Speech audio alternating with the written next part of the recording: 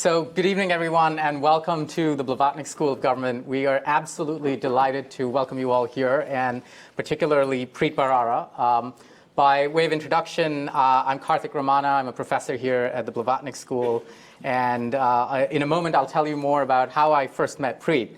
But first, let me say something about our very distinguished guest tonight. Preet Bharara was the United States Attorney for the Southern District of New York, which is arguably one of the most important prosecutorial positions in the United States government because of the jurisdiction of that office over Manhattan and, of course, the other boroughs of New York City. In that capacity, the office has built a long and storied reputation as being, the principal police force for Wall Street.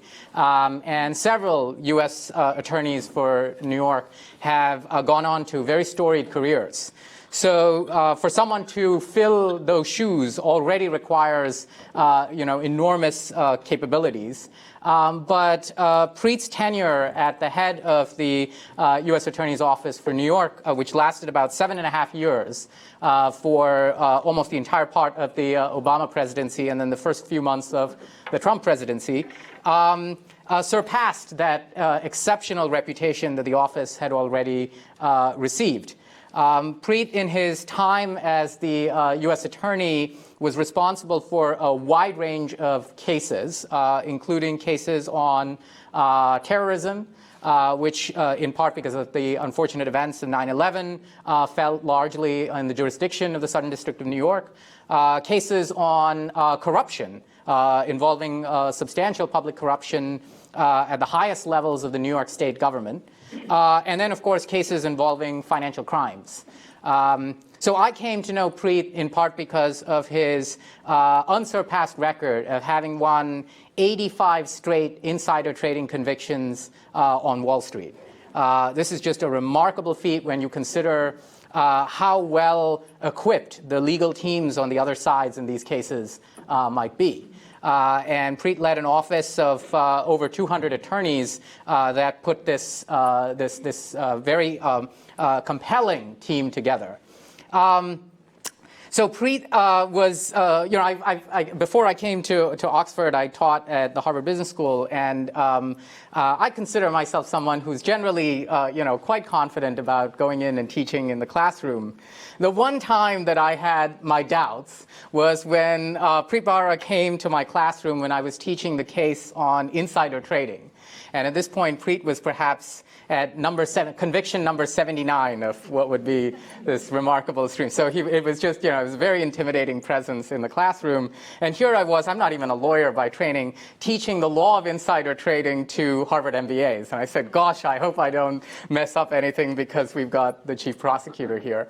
And then at the end of the class discussion, Preet made some remarks, and then I asked the class to respond and just have some comments on what it is they'd like to take away. And the first student I called on was an international student, and he said, "Oh, I don't understand why you Americans are so obsessed with insider trading."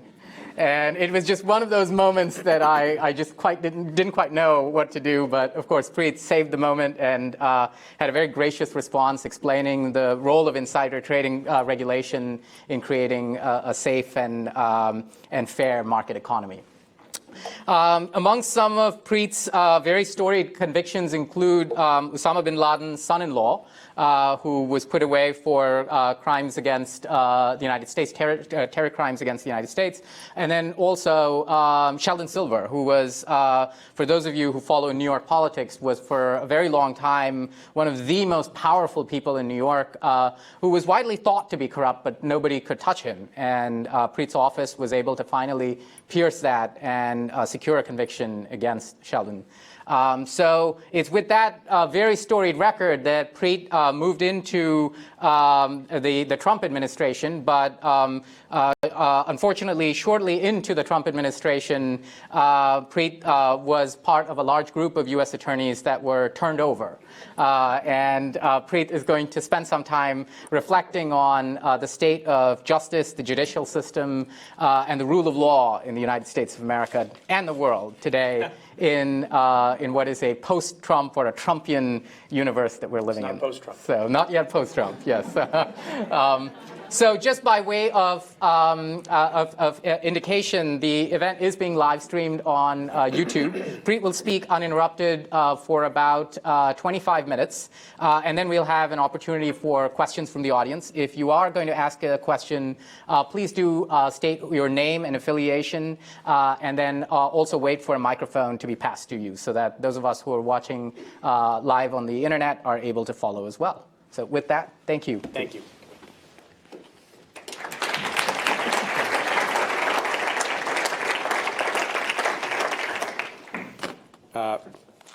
Thanks very much, Karthik.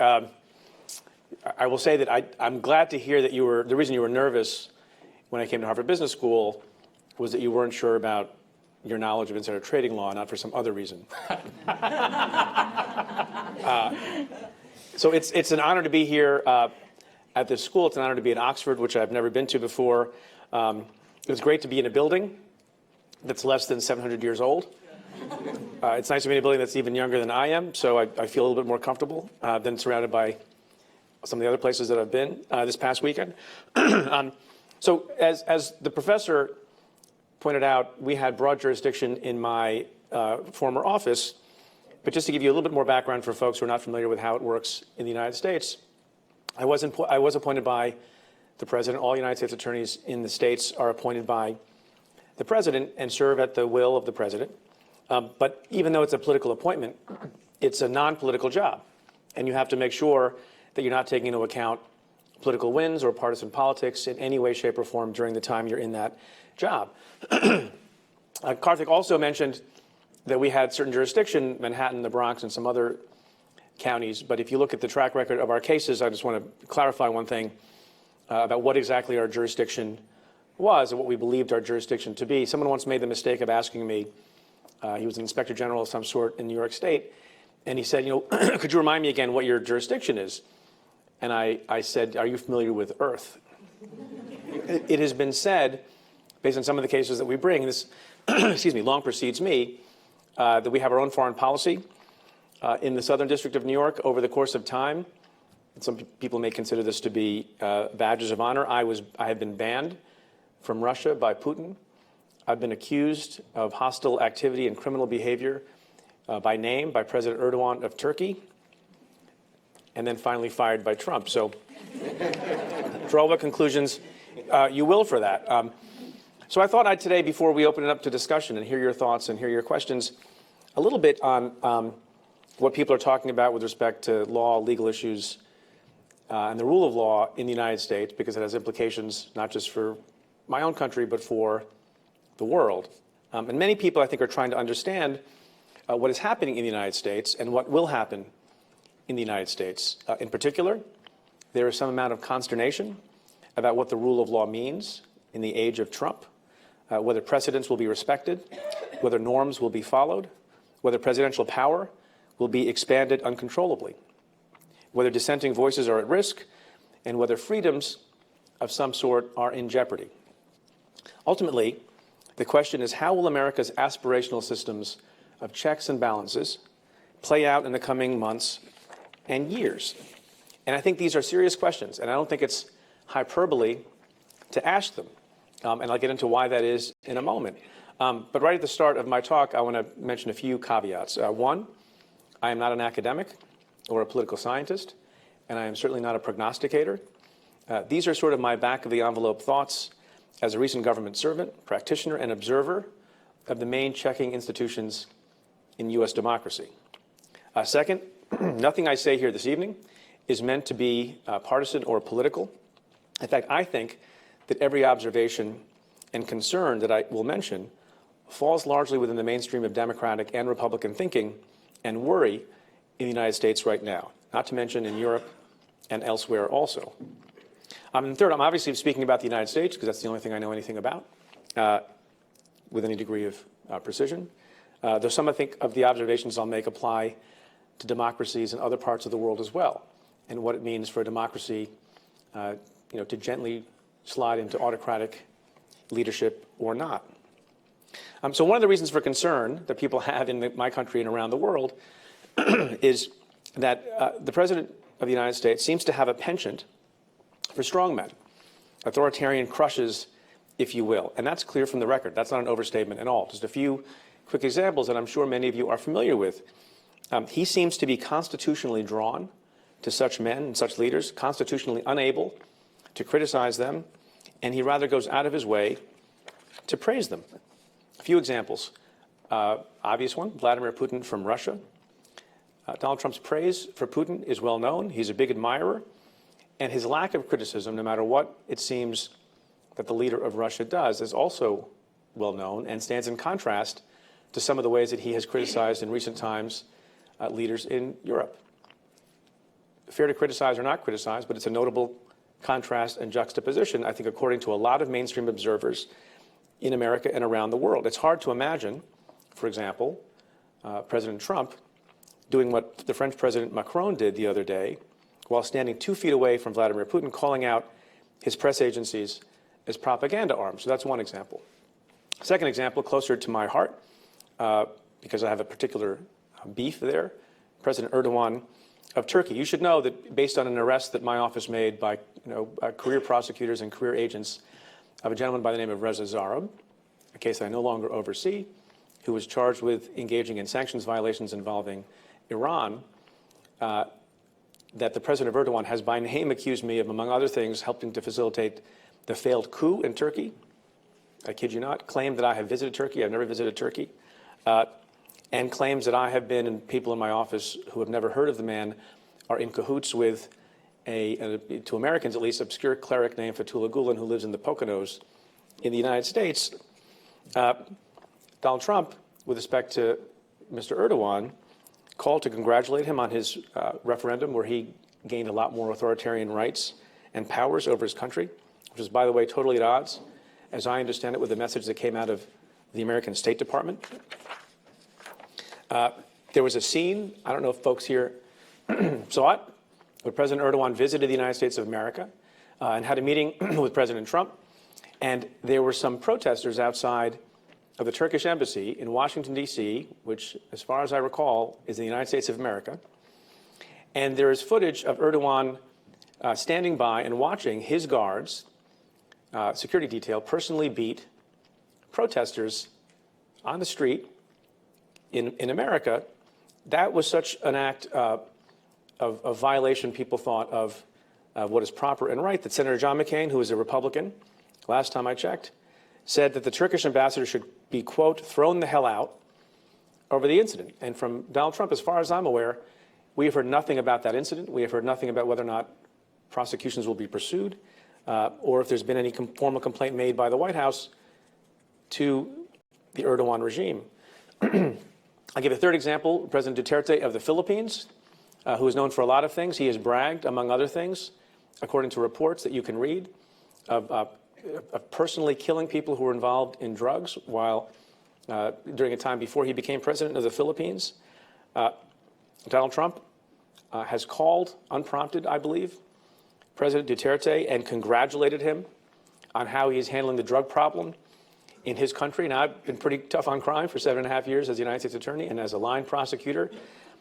I think most reasonable people in the world agree that extrajudicial killing without due process of alleged drug dealers is slightly harsher than you would want in polite and democratic society. So it's odd, I think, to a lot of observers why it is that the President of the United States would call and specifically, unilaterally and unprompted, congratulate him on that conduct. I suggested in social media recently, only half-jokingly, that when the Attorney General of the United States, Jeff Sessions, next time comes before Congress to testify, he should be asked if President Trump wants to bring those killing methods to the streets of America because he finds them so effective. And if he's not, I'm not sure what all the praise is about. Now, I'm not a naif. I know that there are strategic reasons not to alienate even repressive regimes' leaders. Every U.S. president has been mindful of it, and American presidents have over the decades and centuries been criticized for it. Barack Obama was no exception. But I don't know why one needs to go out of one's way repeatedly and directly to lavish praise not only on certain leaders But on the very practices and policies, that would be anathema to freedom and democracy in most Western countries, all Western countries. And to my mind, it seems that words matter, signals matter, values matter. Those things are important. And so the question that arises from all of this and all of this posturing and these phone calls is some version of this. Is it possible to do in a long-time stable democracy what it appears that Putin and Erdogan are doing in their countries?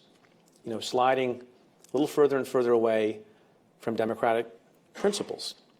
And so the good news, at least from my roadside inexpert view, is I don't think it is, at least in the long term. And part of the reason for that is if you assess the nature of institutions in what I think are stable democracies like the United States, that gives you some cause for having your concern be alleviated. And so I think some of the questions to ponder in the coming days revolve around this central issue. What is the possibility of reining in an executive who's bent on weakening the other branches of government, intent on bending them to the will of the executive? Are institutions resilient? Can they hold their own? Can the rule of law prevail? You know, it is true that people want change. That's what elections are often about, and there are very few elections that are not change elections, it seems, in recent generations. That's why Obama got elected.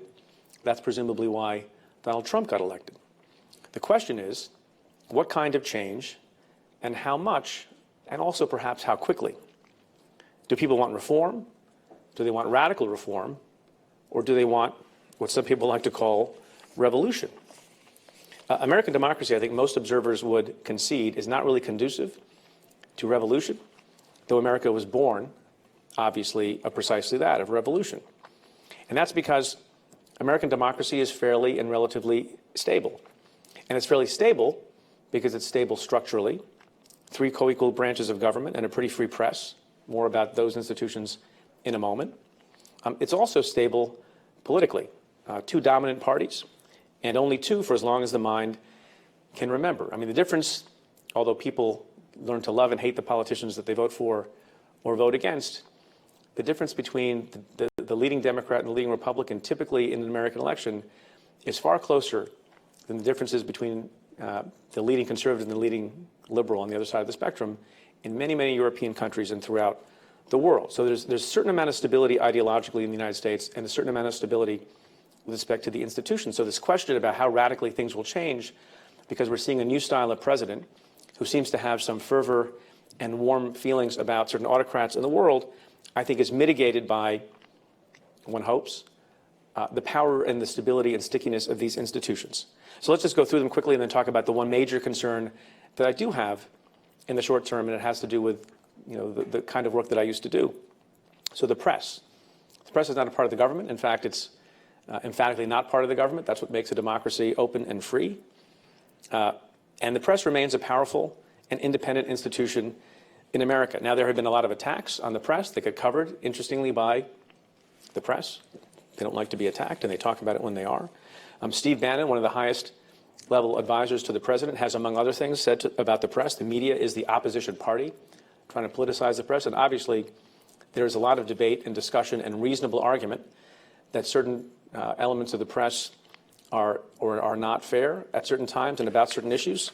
But it is rare to hear in recent times such a stark characterization of the press. Trump himself has suggested on a number of occasions that the press is the enemy of the people. He has tried to qualify that from time to time by saying that he's only talking about the fake media, but that includes a large swath of long-time and storied news institutions. Now, I think if you look at what has happened with respect to this war with the press, and that's not new. There have been presidents and leaders of political parties from time immemorial in the United States and elsewhere who have had fights with the press. In this case, it seems a little bit to have backfired. Reporting continues to be robust. There is easy and free access in the modern era of tremendous amounts of information. We're not at risk, like people are in Turkey, of having large-scale shutdowns of press institutions and TV stations, which has been happening in Turkey and in other parts of the world. The First Amendment is still in the Constitution, the last time I checked, and it's pretty secure. The libel laws which are different in the United States from what they are in the UK, don't seem to be in danger of being modified, even though on more than one occasion, I think the President of the United States and his advisors have expressed whimsically some thought about modifying the libel laws so it would be easier to sue for libel. In fact, they are creatures of common law, as the barristers in the room may know. So it's not something that can be changed by fiat. And as a matter of practice, papers are in something of a golden age of reporting. There seems to be every day this back and forth between the Washington Post and the New York Times and other news outlets, which are more numerous than ever before, trying to figure out what's been going on in the White House, what's going on in Congress, and what's going on around the world. So it seems that the press is still pretty vibrant. To the extent there's any concern, it's a concern about the proliferation of what people in America are like to call fake news now. But to my mind, if there is some concern there, it's distinguishing fake news from real news. That's a far cry from suppression of reporting or free speech. And this worry about fake news in some ways says more about the consumer of news than about the producers of news. So the press, we always need to be vigilant about free press, but I'm not deeply concerned about the press in the United States. The courts, one of the co-equal branches of government, the judiciary. There have been attacks against the courts as well. That's also not new. It's happened before. Franklin Delano Roosevelt notoriously had a fight with the court and engaged in pretty severe action in attempts to pack the court. Those of you who remember American history may recall. Trump has attacked federal judges by name, not only simply for ruling against him or his administration, but also by questioning their motives and bias. He did that in the campaign, even with respect to an American judge of Latino descent, and has also attacked other judges as well. Now, I'm not saying that judges are infallible. We have had our own issues with judges who we disagree with at the trial level, and then we can appeal from those decisions. And there's a robust back and forth. Just because someone is in a different branch of government doesn't mean you have to idolize them. They're human beings too. But the level, extent, and tone of some of the comments being made by the President of the United States about judges is notable.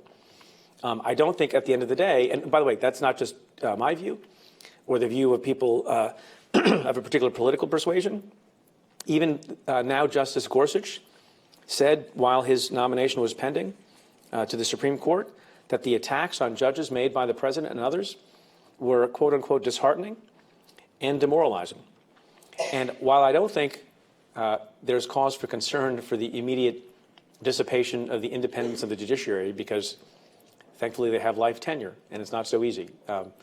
He can't get rid of a judge in the same way he got rid of me and Jim Comey.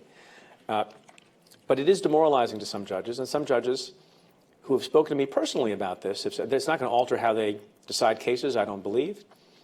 But when you're a federal district court judge or an appeals court judge in America today, and your job is only to call the balls and strikes as you see fit, consistent with the law, having been nominated by a prior president, Republican or Democrat, and been confirmed by some majority vote by the Senate, and you have to worry that if you exercise your responsibility and your duty in doing your job, that you might be the subject by name of an attacking, humiliating tweet by the President of the United States of America, that's not a pleasant situation to be in. And that's, I think, new. It's a function of a different attitude on the part of the White House and a different method of distribution of attacks and mockery.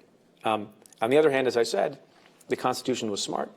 Judges have life tenure, and I don't think judges are going to be cowed. To date, the adversarial nature with the court is off to a fairly inauspicious start with respect to the travel ban.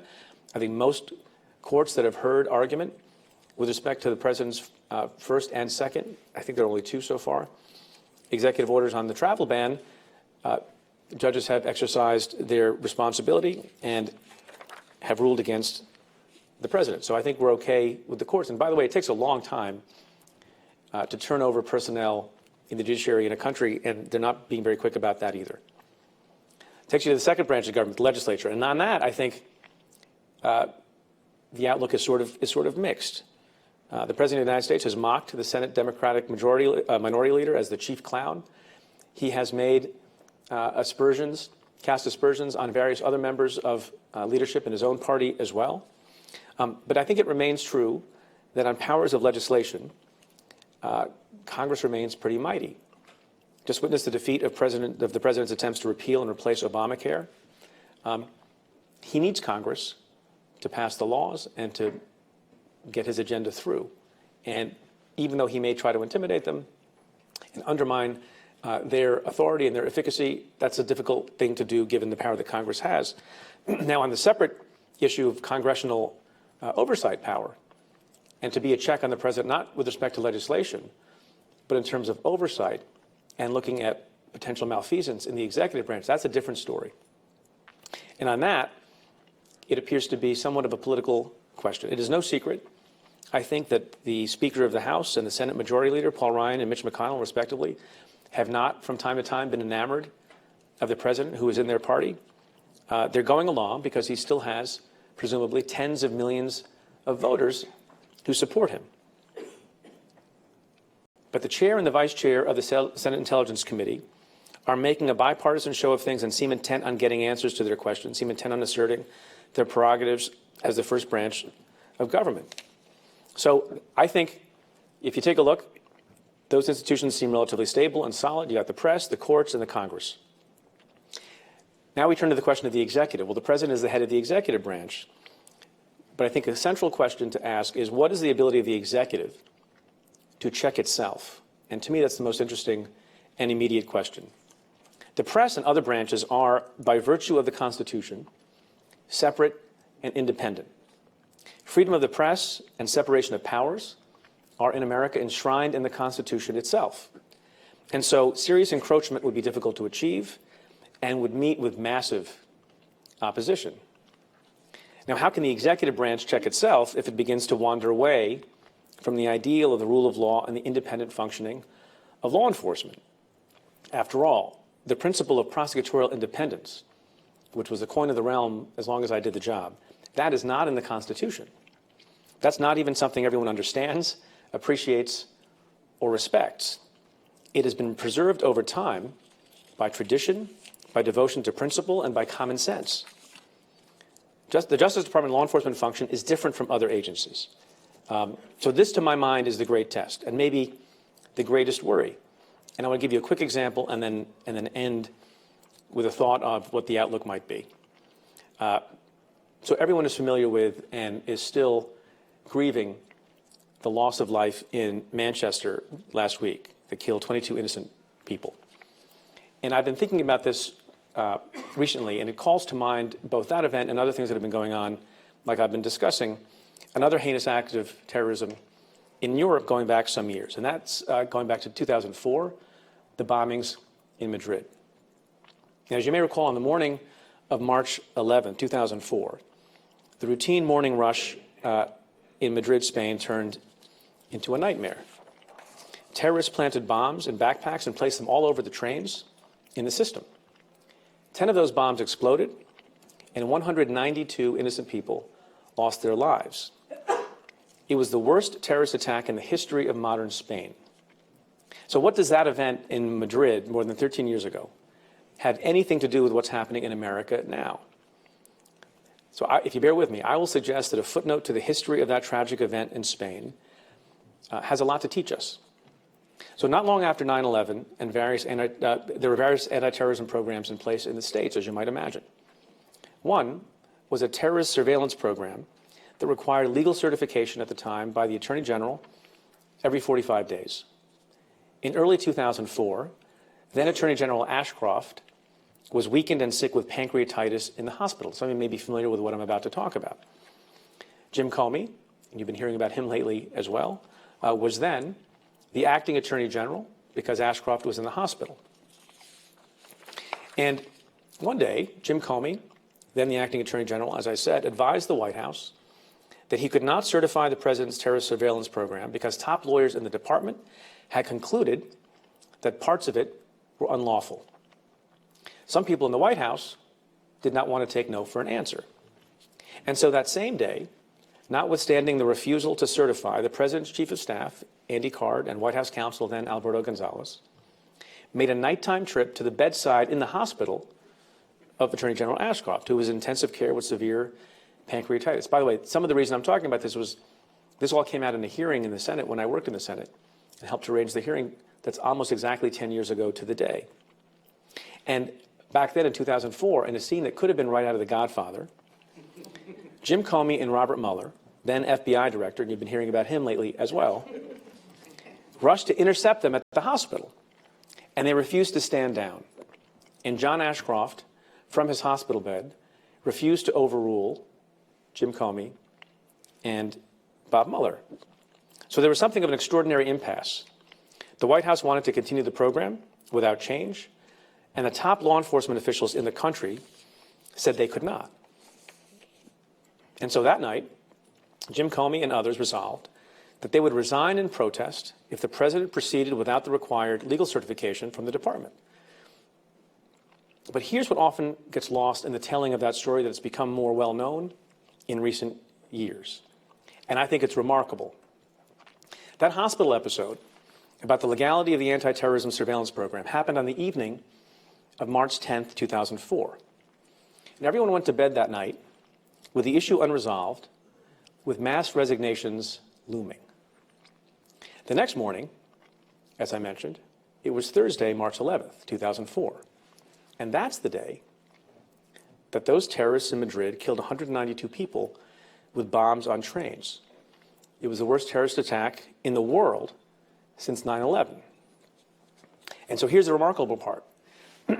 Even on that day, in the face of death and destruction from terrorism, Jim Comey and John Ashcroft and Robert Mueller and perhaps a dozen other officials remained ready to step down from public life rather than give the president what they believed was an illegal tool in the war on terror. And by Friday, the president himself had backed down. And to my mind, on that day, whatever you think of Jim Comey and Bob Mueller and all these people years later, on that day, the Department of Justice honored itself, the 100,000 people who worked there, and the 300 million people who relied on that institution to uphold the rule of law. We may need more days like that one. And I wonder, I really do, in the current climate, would that happen today?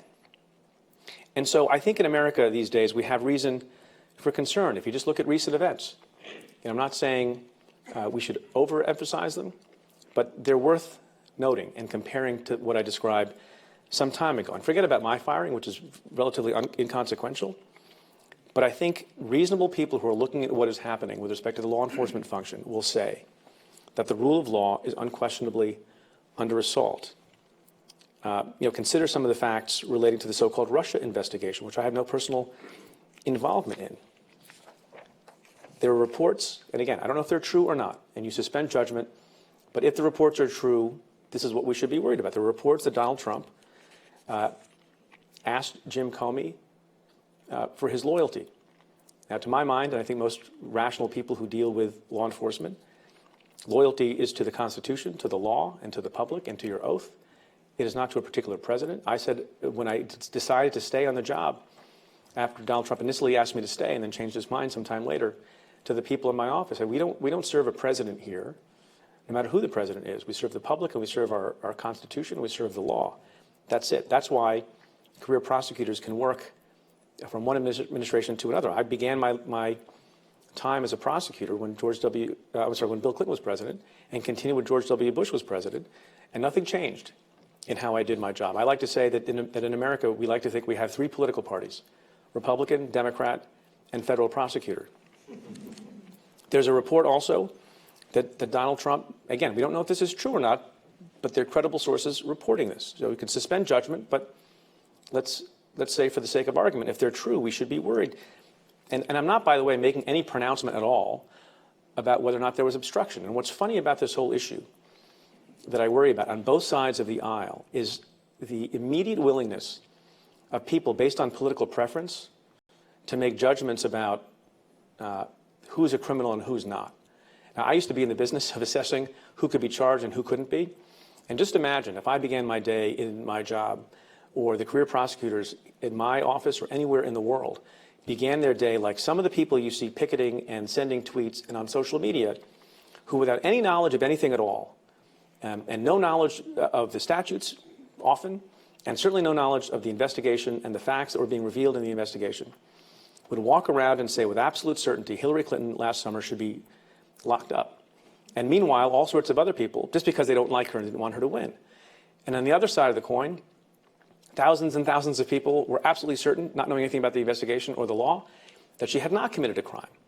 Now fast forward a few months and we're here again, except that the tables are turned. And there are thousands and thousands of people who are prepared to declare, which I'm not, who are prepared to declare as we sit here now and say that Donald Trump committed a crime and he has obstructed justice. And similarly, there are many, many, many people who are supporters because they have a political preference and are prepared to state and chant that he has not committed a crime. And the point of an independent law enforcement function is that we shouldn't be having all of that noise, and people should be permitted to do their jobs and do their investigations in quiet and in peace and without the rollicking political winds to buffet them. So lots of things have happened in recent times with respect to, I think, the rule of law, culminating in the firing of Jim Comey himself. And once again, note of full disclosure, Jim Comey was my boss. He was a U.S. attorney when I was a line prosecutor and remains my friend to this day.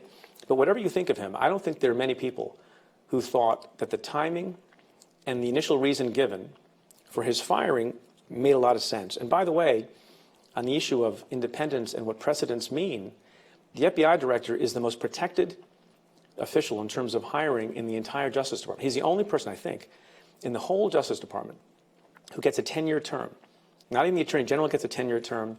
No U.S. attorney gets a 10-year term. And even though that person is subject to being fired at the will of the president, because that's the constitutional system, the point of giving an FBI director a 10-year term is to take some of the politics out of the hiring and firing of that person. And people may have a view, and I can respect it, that Jim Comey should have been terminated for various reasons.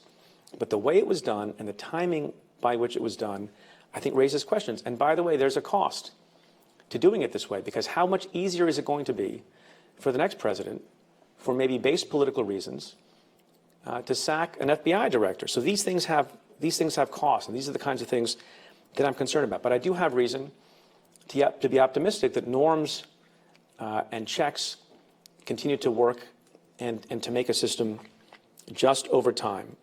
Rod Rosenstein, who some people may have now heard of, who was the acting attorney general for these purposes, there was a lot of hue and cry for there to be a special counsel for all the reasons that I've described. What has happened to independence and what has happened to the prosecutorial function. And so given all these reports, lots of people thought that maybe they were whistling into the wind, saying for justice not only to be done, but to be seen to be done, it's important to have a special counsel, somebody who is beyond reproach, who we can trust to get to the bottom of this investigation. And if there's no case to bring, we'll forthrightly drop the investigation. Or if there is a case to bring, we'll bring it in the most calibrated, justice-seeking, fair-minded way.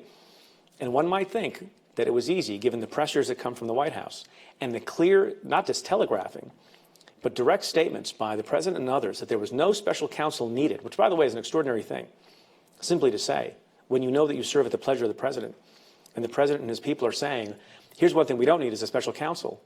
And then Rod Rosenstein, who I have some quarrel with for the way that he was a participant in the firing of Jim Comey, but on this question, a week or two later, on what he should do and whether or not he should put the independence of the department and the reputation of law enforcement above some perceived desire or wish or political preference of the president, what did he do? He appointed special counsel.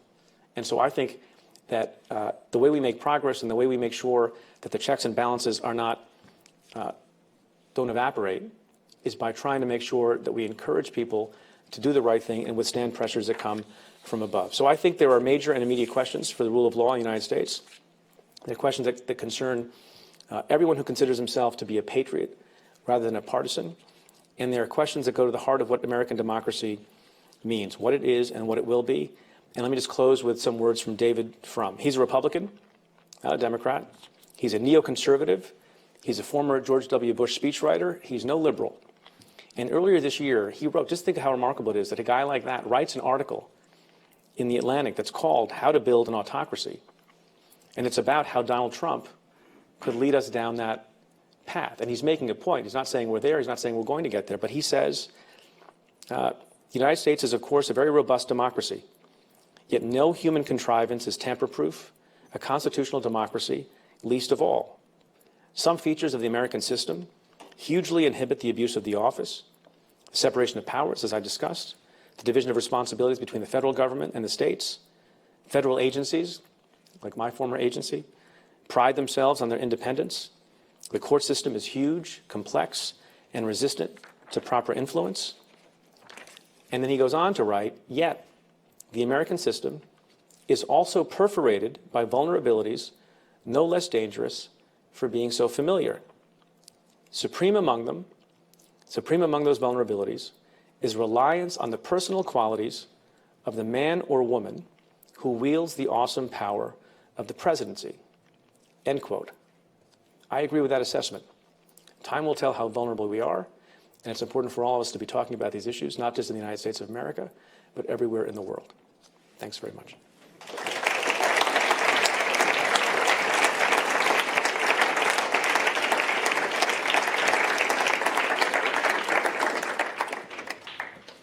Thank you so much, Preet. So now we have an opportunity to take questions from the audience. A reminder again, please state your name and affiliation and wait for the mic to reach you. So yeah, let's start over there.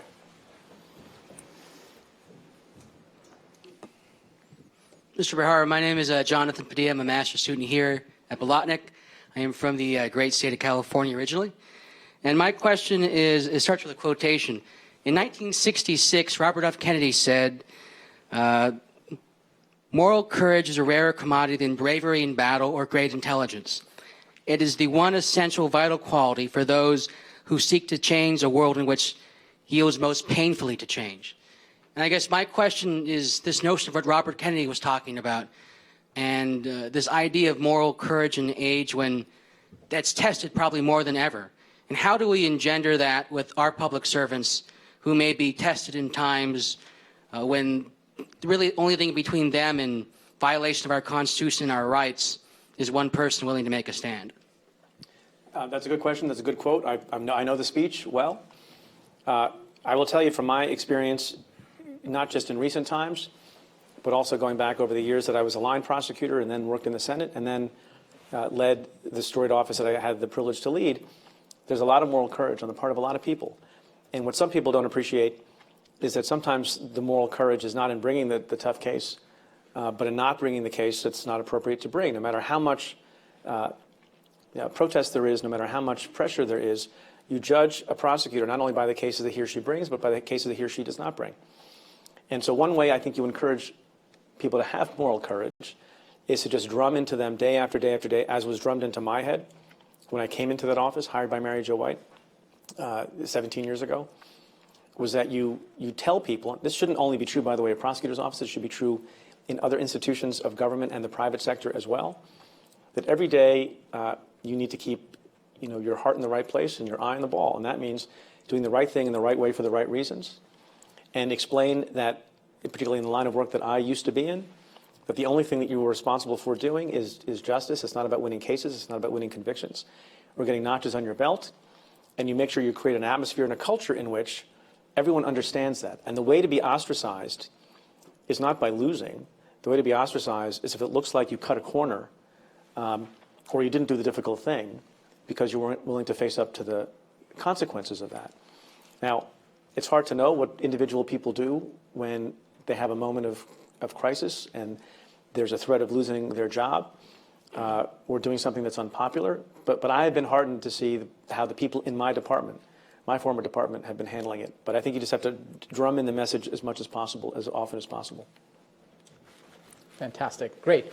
Question in the back there.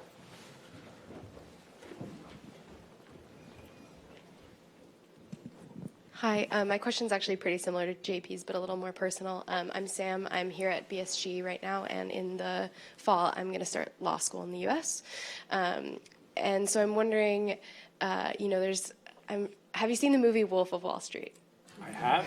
Okay, so there's a great scene at the end where Leo DiCaprio is sitting on his yacht, and the prosecuting attorney goes to talk to him and is like, I got you, and then he like rides the subway home.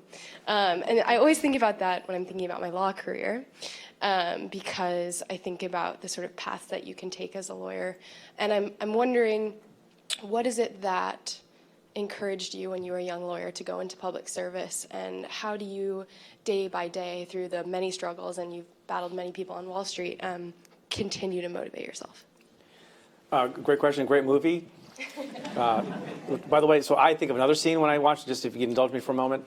There's a scene in the movie, and I hate to be slightly scatological, but there's a scene in the movie where the U.S. Attorney's Office, not my U.S. Attorney's Office, but the one across the river, issued subpoenas to the company that Leonardo DiCaprio works at, and in a sign of defiance, one of the characters gets up on, do you remember this? One of the characters gets up on a desk and takes a subpoena and starts to rally the troops against the government and throws the subpoena into a wastepaper basket, and then he proceeds, and I realize what he's about to do. He's about to urinate on the subpoena, and I became deeply offended at that moment because subpoenas are very special to me. For me, I like to see a movie where at the beginning it says no real or actual subpoenas were harmed in the making of this film. So I was very devastated. I almost left the film in the middle of the movie. So why did I want to be in public service? For a couple of reasons. One, lawyers are often maligned in the world, and often we deserve the reputation we get. We do a lot of fighting. We over-litigate. We're not particularly polite or civil to each other. And often, to be an attorney is, and I appreciate the system, but to be an attorney is not to be an advocate for the truth. It's to be an advocate for your client. And sometimes that means obscuring the truth, which is fine.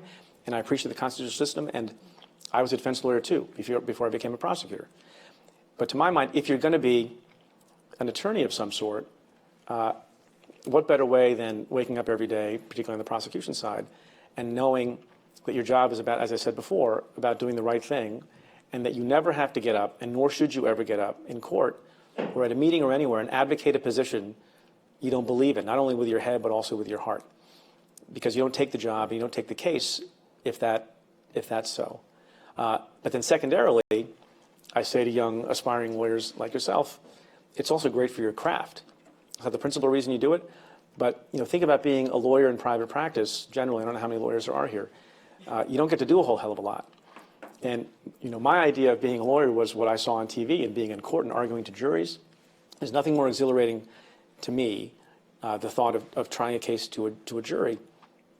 And if you go to a place where there's a lot of hierarchy and the clients are spending millions of dollars on their lawyers' fees, you don't get to learn a lot. I went to court literally more in the first, I think, 3 weeks that I was an assistant U.S. attorney in Manhattan than I did in 6 years in private practice.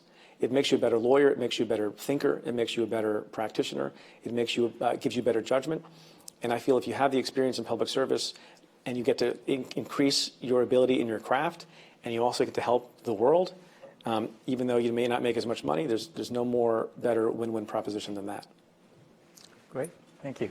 Yes, in the back there. Hi, my name's Danny. I'm a PhD student in politics, and I'm from New York, so thank you many times over. At some point, we're going to get someone from the UK to ask. Yeah, I hope so, yeah. You talked about the rule of law, but I want to ask you about the rule of norms. I hate to call into question some of the statistics about the streak of convictions, but obviously we've seen some backsliding from appeal courts and some high-profile decisions like, say, the McDonald one, which is not yours. About what constitutes normal political behavior and what is merely a violation of norms. Do you think that maybe the law has not kept pace with changes in political norms, and that's really stretching people, regardless of what the rule of law stands for? Do we think that that's affecting people's perception, and that's just as dangerous? Yeah, so there's a lot packed into your question. I don't know that the law is not keeping up with norms. I think the one place where the law is not keeping up is with respect to technology, but that's a separate matter. It's very important for prosecutors in the public corruption area not to be substituting their judgment for the will of the voters. And we were always very conscious of this idea and we arrested and convicted a lot of politicians in New York, that we were not criminalizing politics as usual. But at the same time, we wanted to make sure that other people were not politicizing justice. And so it became a really easy mantra for people in the New York State legislature, whom we were arresting a lot of members of, to say it's just politics as usual. I think the bigger issue is not what is criminal and what's not criminal, and I have a view of that McDonald case. And I think a lot of people have said it's a naive way to treat conduct that most rational people would want to criminalize, but the law is the law. My worry is, separate and apart from the narrow ability of a prosecutor to hold people accountable through the criminal justice system, is what happens when bad conduct is normalized sort of as a general matter. And people have been talking about that a lot, because of what's happening in Washington and a lot of other places. And I'm less worried as a citizen now, a private citizen, about what appeals courts are normalizing in terms of what can be prosecuted as a crime, than I am worried about what the general public seems to be willing to accept because we keep defining deviance down. And too often you hear from people, well, there's no crime here, as if it's okay that there was almost a crime here, and that's sufficient to hold your head up high and be proud and be reelected. I'm deeply worried about norms, but not as a legal matter, but more as a public participation matter. Great. Yep, we have a question right up front here from someone who I know is not American. So. Well, that's the only What gave it away? That's the only basis I've got for asking the You can question. tell by looking? I'm also a different age group to every other questioner. My name is Michael Beloff. I've been a practicing barrister for 50 years and a Queen's Counsel for 36, mainly in the area of constitutional law. I want to make one comment. We can discuss it, I hope, privately after, and one question. The comment is that, as you probably know, it's a rule of the English bar that it doesn't matter what your head or your heart say about a question, an issue, you must take the case, so that your, as it were, precondition for acting simply doesn't apply, and indeed we would regard it as offensive to the rule of law to have any other system. The question, however, relates to your own personal position. I think we can talk about it, but I think you misunderstood what I meant. Well, in which And case obviously, you'll prosecutors have discretion. Yeah. And there's no mandate to bring any particular kind of case, but we can talk about that. That I certainly understand as prosecutors. And, of course, in this country, the role of prosecutor's independence is very much protected by the judiciary, and there are several well-known statements. But my question relates to something in which you're an expert and I'm not. It's the American Constitution, and relates to your own dismissal and your dismissal or termination, along with a whole group of eminent colleagues. Will of the President you serve, is there no means of redress under the Constitution for someone who's dismissed from your position for what are patently political reasons? In this country, I imagine we might have some form of judicial review, etc., but I gathered, again, maybe wrongly from what you said, that no, that's what the will of the President provides. I'm not aware of any, but maybe we can talk further about that as well. Maybe you should have. Because if that's right, you have identified, have you not, a possible gap in what is otherwise a very well-framed and comprehensive Constitution. I don't know about that, and I don't like to dwell on my own firing, but there's at-will employment, in the world, at a private company, and you're not permitted to fire someone, even though you're at-will employment, you're not permitted to fire someone based on the race, ethnicity, gender, certain other constitutional prohibitions. But other than that, there's generally not redress, and that goes double, I think, for people who are political appointees. I was appointed based on the will of a particular person, and I can be removed based on the will of a particular person. And again, this goes back to what we were talking about over here. Many, many people have justified the firings of lots of people with the very glib statement that, and Alan Dershowitz, esteemed professor, said the same thing recently, the president has the absolute unreviewable authority to fire the FBI director. And maybe there's no legal redress, and maybe it's not a criminal conduct, although it might be. That doesn't mean it was a smart thing to do. That doesn't mean we shouldn't be concerned about it. If someone decided, the president of the United States decided, tomorrow I'm going to fire, every prosecutor with an IQ over 80, which wouldn't be all of us, it would be within his right. It's not a protected class. But I think public and the Congress in particular would have an oversight function and try to discuss, why that is and whether it makes sense. But I appreciate your offer of help. Fantastic. We have a question back there. Thank you. Hello, Mr. Bharara. I'm Natalie. I'm a master's student in Latin American Studies here, originally from Texas, though I lived in New York for 5 years. My question has to do with the chaos arising from recent changes in both the letter of immigration policy and its application unevenly across the United States. I, as a relatively uneducated viewer from this side of the Atlantic, am concerned about the uneven application of immigration policy as Trump sees it, and kind of increasing disparity in the rule of law between sanctuary cities and other areas in the U.S. So I'm just wondering if you could speak to the sociopolitical consequences of the revised immigration policy in states. Yeah. Again, there's a lot in that question, and I don't think I'm expert in the issue of disparity. I would just say more generally that I think people should be very concerned about the way in which the immigration debate has been going on in the United States. I'm an immigrant. I was born in India, and my family moved to the United States by way of UK, by the way.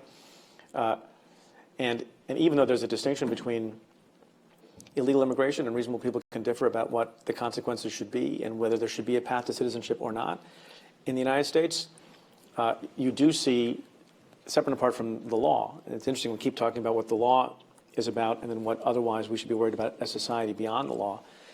There's a certain kind of heightened rhetoric, anti-immigrant rhetoric, that gets excused in certain quarters on the grounds that people say they're only talking about illegal immigration when there's a generalized, I think, increasing hostility to immigration overall. And people among them, Steve Bannon, high-ranking counselor to the president, has made statements about the kinds of people that he would rather not have come to the United States based on where they're coming from, even though it would be legal immigration.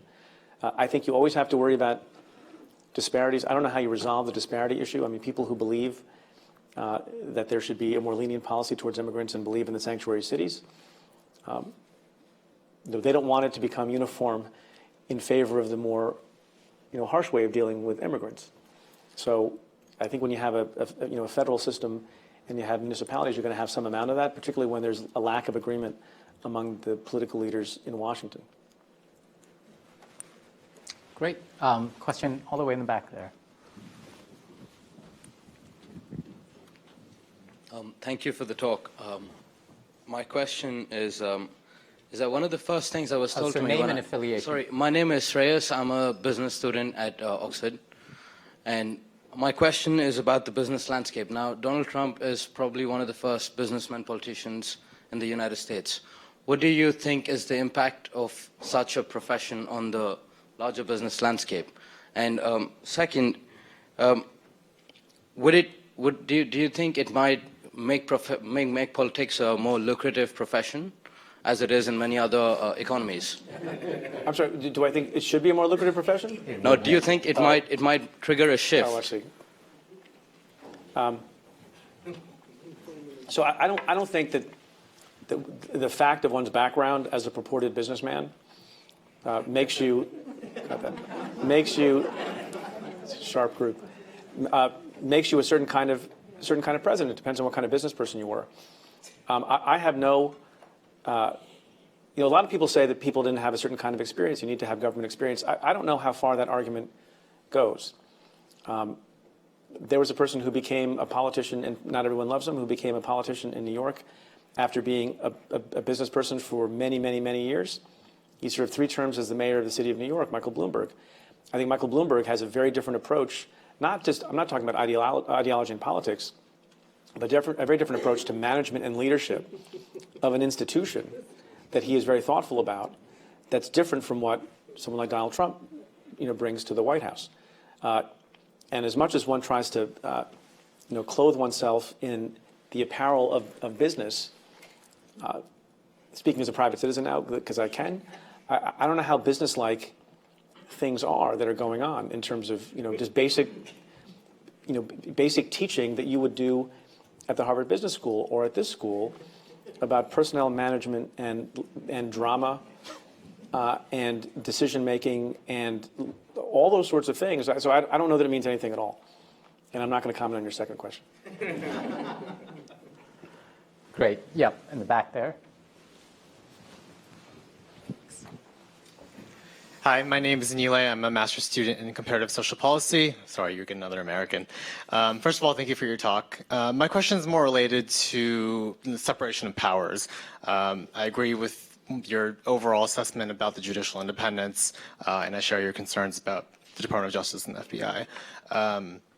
But with the travel ban going through the courts and how it's been shut down, it's largely expected to go to the Supreme Court.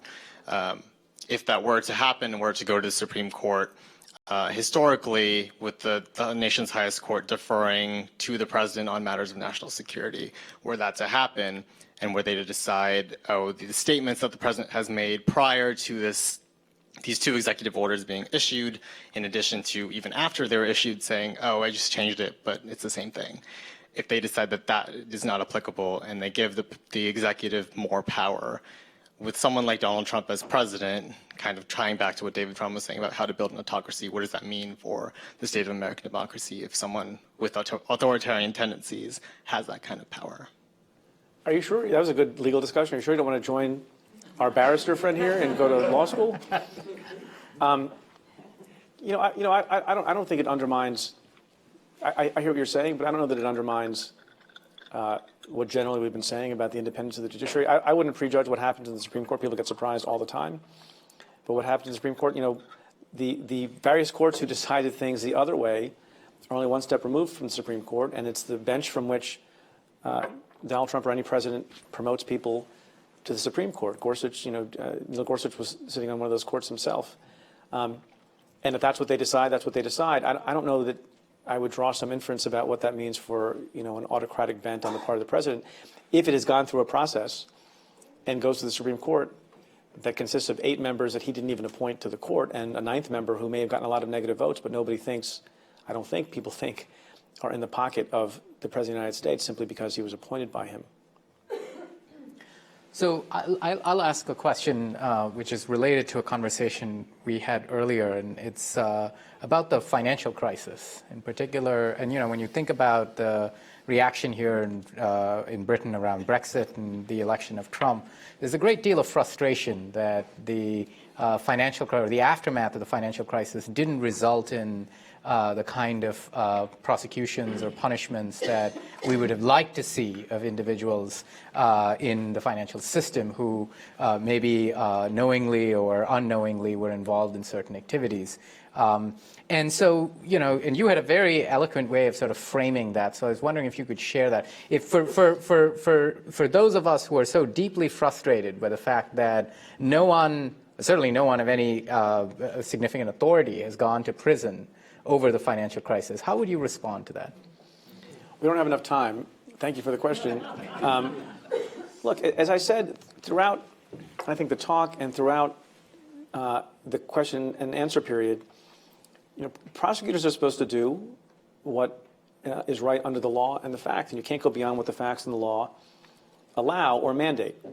And on the issue of frustration, for what this gentleman was saying earlier, you don't bring a case because you're frustrated.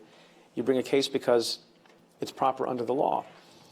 But I understand human nature, and people are frustrated, and no one more frustrated than the people who are responsible not only for holding folks accountable if a crime has been committed, but who are also, by the way, contrary to popular belief, prosecutors are people too, and also suffered during the financial crisis, many of them making much less money than the people who were their colleagues in law school, and they suffered deterioration of their 401k plans also, and they suffered a problem with home prices dropping also.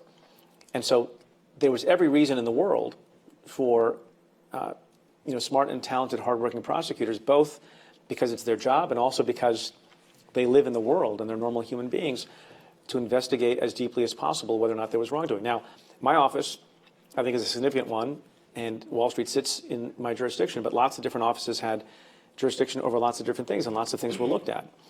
And at the end of the day, in particular investigations that took place, and I can only speak, and I can't speak publicly about them, but I only speak, generally speaking, for a subset, there was insufficient proof to show, either because it was mere recklessness or negligence, or they had reliance on counsel defense or reliance on accountant defense that was very, very robust, or it was just stupidity, or there was a crime committed, perhaps in one or more cases, but you didn't have the evidence because there was no wiretap, there was no undercover recording, There was no document trail. There was no cooperating witness who could say, I was in this meeting with the CEO of the bank. And you know what the CEO of the bank told me to do? The CEO of the bank told me to rip off everyone and destroy the economy. I'm not aware of such a recording, which is not to say that people didn't engage in terrible conduct and perhaps even in malfeasance, but lots and lots of people who were absolutely energized to try to find that out if it was true, who were, by the way, not stupid and not cowardly, by the way, looked deep and hard and couldn't find such a case. I'll also say, by the way, that to my knowledge, there was not even a significant regulatory action with a much less burden of proof, not preponderance of the evidence, and not proof beyond a reasonable doubt. I'm not aware that there was even a regulatory action of significance against a very, very high-ranking individual at a financial institution that related to the financial crisis. So, no, I don't understand how people can, unless you think everyone is a dunce and everyone is corrupt or everyone is lazy or everyone put their head in the sand, how it can be that people can say that there's something untoward about no criminal prosecution when even the regulators weren't able to bring a case against an individual. I understand the frustration. There's lots of frustration. But you have to prove mental state when you bring a case against an individual. If I can make the last point, what I worry about sometimes is people get very, very upset. Like I said before, people are very upset at Hillary Clinton. They don't like Hillary Clinton, so she must be guilty and she must go to jail. Or now people are very, very upset at Donald Trump. And he's guilty and he must go to jail. Some of that same spirit, I think, injects people when they're frustrated and they think people have done bad things and they see no consequence. And they think that bank presidents and others may have gone to prison. Maybe some of them should have. But in order for us to have done that in the absence of certain kinds of proof, we would have to reduce our standards. And to reduce those standards would mean, among other things, that you couldn't say, as a defense, we got advice, professional advice from a third party that said, when we were selling these securitized, financial instruments, this was a sufficient representation to make. And maybe we knew that they were kind of junk, but our accountant said, and this is not satisfying, except I'll make the leap in a moment. And the accountant said, if you make this level of representation, you give us the information, that's sufficient. You can't convict that person in a court of law anywhere, not even this fine gentleman, I don't think. If they can wave around a document that they can say in good faith, we made the representation that we were told was sufficient, or that the lawyer said was sufficient. And the way I try to make that real to people is, if it used to be the case, and if we were in America and I had my job, I assume those things to be true for a moment. I do sometimes. And I said, I assume all of you pay your taxes. Well, if I got a hold of everyone's tax returns, probably I'm going to find some instances where you took deductions you weren't supposed to take. And if you did that willfully, with the proper mental state, that's a crime. And I could put you in prison for that. Now, if you come forward and you say, in good faith, I gave all my information to my accountant, and my accountant said, rightly or wrongly, do it, and you could prove that that was done in good faith, or you couldn't disprove it wasn't done in good faith, I shouldn't be able to take your liberty away because it was an innocent mistake. I don't mean to compare, mistakes in your taxes to the financial crisis, but the principle is not that different.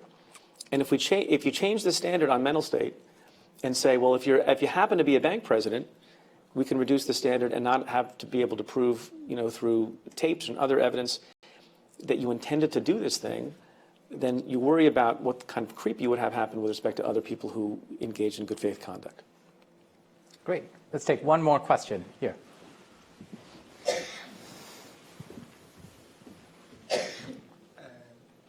My name is Lee. I'm just a member of member of the public. And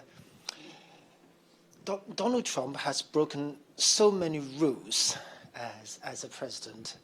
Do you think by, say, kicking you out of the office and lots of other people, and he wants to put so many people of his choice to replace you and others, and so in what way, how much can the American Constitution be twisted or be spinned by his top people to protect him? And for example, when we talk about his tax problem, he hasn't still published his tax affairs, and I just feel it is very likely he's going to make more blunders in his career. And yes, back to this question, how well he will be protected by his top men and in the framework of the law. Is it possible for him to be bleached? Okay, that's a lot of questions, some of which I will not touch. I don't know the answer to the last question. That's up to other people. With respect to your first point, I just want to make clear, there's no constitutional violation in my removal. There is absolutely nothing wrong with the president having, in fact, the president is entitled to have his political appointments, whether that's the attorney general, all the U.S. attorneys, all the ambassadors. I mean, he sacked all the Obama-appointed ambassadors at the beginning of the term, even before the U.S. attorneys. He's perfectly permitted to do that. That's the right of every president. And so, as we had this discussion earlier, there's no redress for that. You still can question the timing of things. He's absolutely entitled to fire Jim Comey. If that happened to be part of a course of practice that was intended to obstruct a criminal investigation, that's a different matter. Or if that happened with a particular United States attorney, that's a different matter. But generally speaking, the decision to remove people and put in your own people is understandable. It just, when you say he's broken a lot of rules, it sounds more like what you're saying is, as we were discussing earlier, he's broken a lot of norms. And it points up the question of whether or not one legacy of his conduct is going to be whether more rules will be promulgated and enacted so that the next, because I think people are finding out for the first time how many things a president can do, and there's no law against it, including automatic declassification of information just because you said it, including that you don't actually have to divest yourself of money, you don't actually have to disclose your tax returns. All of those things are norms that people, I think, who would have no basis to know otherwise, intelligent, lay people in America just assumed you do those things. And when you have a person come along who says, well, I don't have to do any of those things, then I think it raises the question for the public of whether or not we should actually have, force those things to be required in the future. On the question of how much can his people defend him, I'm not going to answer that question, but I think I would go without contradiction in saying there seems to be a massive generalized incompetence surrounding the President of the United States. Yeah. So we've got one final question here right up front. Yeah, Nairi Woods from here in the school. You sat with the man, and there is both an aura of the presidency and there's the charm and persuasiveness of somebody who desperately wants to be liked. But you knew about the man before you went and met with him. We all knew about it. One thing's consistent about Donald Trump. He's been pretty consistent in his views and his eccentricities for all his life. But take us into the room when you went to meet with him. How did he persuade you that actually you could keep going with him? What was it that pinged in your head? I've asked him for the tape. He hasn't provided it yet. Look, that's a great question. So I assumed on the day of the election, as we've been discussing, that I was going to be out of a job over the course of time. That's how I got my job, because my predecessor, saw the election go in a particular way, and he decided to step down, and the acting U.S. attorney took over. And I was recommended in January, early on, right after President Obama took office, and that was confirmed in August. And I began making my bucket list of things to do as the outgoing United States attorney. So I was taken aback when I got the word from the president that he wanted to keep me on, persuaded me to stay, and that he wanted me to go visit him at Trump Tower, which was fairly extraordinary. If you understand, the job of United States attorney, I think is kind of a big deal, and the one in Manhattan has been historically, a significant position. But I was being asked to go meet with the president and with Steve Bannon, and Jared Kushner were in the room with me before he had decided who the Secretary of State should be. I believe before he decided who the Secretary of Defense should be. So there was some amount of weirdness about that. And I thought about what the job entailed. And I think, my remarks hopefully were suffused with this. My job was not about serving any president, and it's about doing the right thing for the right reasons, and about about justice and the massive work that any local prosecutor's office does. I like to say that there's no Democratic or Republican way to try a homicide case or a robbery case or a fraud case or insider trading case that I felt, so long as I made clear that he was asking me to stay because he liked the work that the office had been doing, that he'd been reading about, presumably, for over 7 years, that I would be happy to stay and to do the job in the way that I had been doing it, with no difference, prosecuting Democrats and Republicans alike if the law and the facts supported it, and that I wouldn't change a thing. Mindful of the fact that if someone ever asked me to do something that I didn't believe in, then I would resign or they would fire me. And understanding that, understanding the risks, it was not the most comfortable thing in the world to stay. And as I told folks in my office on the day that I got asked to stay, and on the day that I left, I love that place more than any other place. It's if you're not familiar with it, you don't appreciate how much it's not a workplace. It's like a family, and everybody helps each other, and everybody cares about each other. And no one's there to make money, and no one's there to do anything but serve justice. It's really the most special place I've ever been. And I thought, if I was going to be left alone, and I got an assurance, insofar as you can get the assurance to be left alone, that I hadn't finished everything that I wanted to finish. We had investigations ongoing, and I believed that I could serve, and that's why I did. And things got a little more dicey after that. Were you surprised when you heard he was firing you? I mean, yeah, because he told me I could stay. So when I got the phone call, I've said this publicly before. When I got again, we're belaboring this point. On the Friday that I got the phone call from the acting Deputy Attorney General saying everyone's resignation is being offered, and I wasn't being defiant when I said, are you sure that includes me? Because I had this thing on the 26th floor, and President Bannon was there. I don't understand why. What's going on? Could you check with some people? And I said this to the New York Times, so it's not breaking news. I mean, literally on the first day, the press was calling the White House, and some people were telling them it includes me, and some people were telling them it doesn't include me. And so on the Friday, I was fired on Saturday. On the Friday, I wasn't being defiant. I was trying not to resign by accident. Because how was I going to explain that to my kids? I used to have this really cool job, but then it was a mistake. Yeah, but look, things change, and people have the right to do what they want to do. And the reason I insisted on being fired was, again, not in any dramatic act of defiance. I want the record to be clear, because I don't know what goes on in the heads of people. And I don't know what reasons are. And we're seeing lots of interesting details about the reasons for firing James Comey. And I wanted for all time, and I think it was a good decision. I don't know what emails are going to show, what conversations are going to show. And I'm not making any accusation of anyone.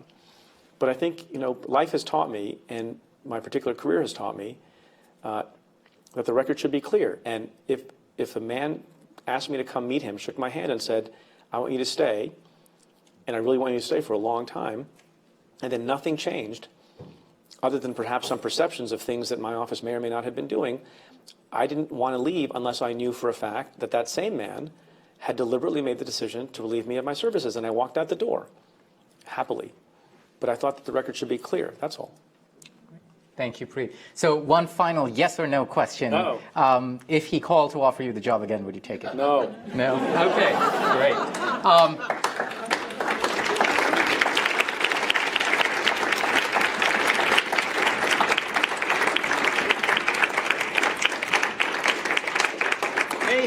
Maybe. The mission of Oxford Blavatnik School is to convene people who are really making government a better institution across the world, and to inspire the next generation of people who are going to do that to that cause. And having someone like you here, Preet, has been absolutely wonderful. Thank you so much for making it out. Thanks, folks.